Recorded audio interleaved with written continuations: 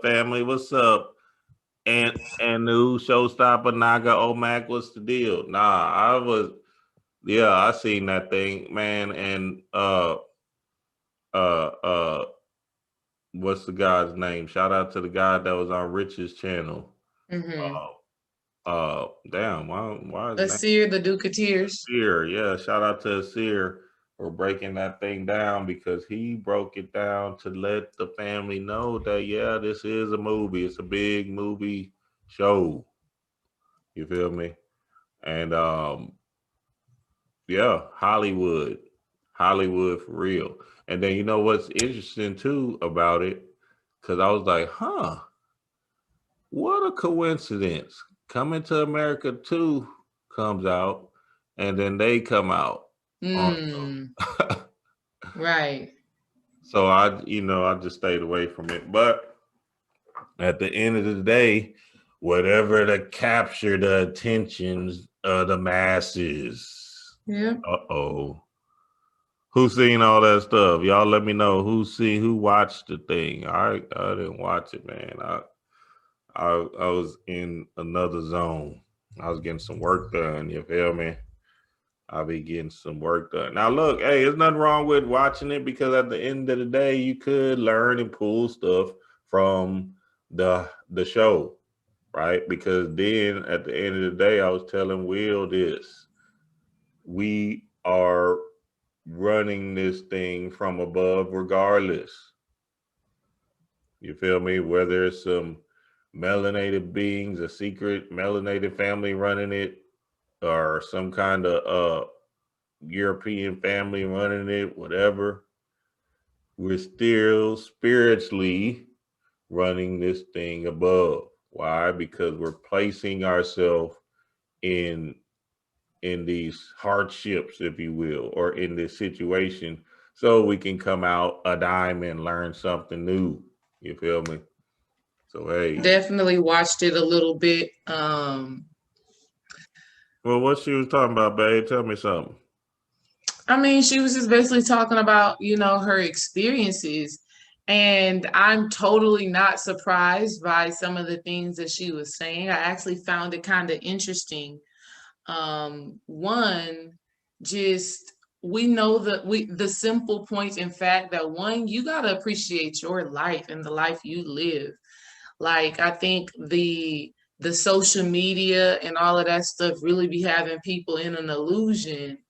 And I feel like because a lot of what they were saying was like according to like the tabloids and all of this stuff, life is like great. They live on this palace. They are just Mm, doing what they got to do. They don't have to worry about nothing and all of that stuff like that. But they're basically like in-house slaves.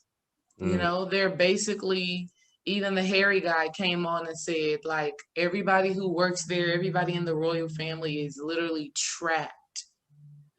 mm, And he was basically saying like, and as you're in it, you don't know that you're trapped. And so when you are unhappy, depressed, and cannot make decisions for yourself, you just think that this is a norm. So yeah, it was just very, it was interesting a little bit. I fell asleep on it, but it was a little interesting at first, definitely kind of just man, hearing what what? she was saying. Okay, is she really melanated? I don't know. I ain't doing no research into all of that. Supposedly she has like a black father, I'm assuming. I didn't really, like I said, I didn't really do any research into any of that, even when it was happening. Yeah, I don't know any of it. I don't get it. But yeah, like I said, yeah, you can get caught up in the matrix and still pull some spiritual information out of it. Just like D Ray was saying, they're trapped. Yeah, that is the trap. It's a trap. They're putting you in this trap by watching that, by honing your attention, and people debating on whether Whether that was her reality or not, which I didn't care about any of those things. but you know what? I will tell you this, babe. Princess Diana, she probably Mm. was a real one.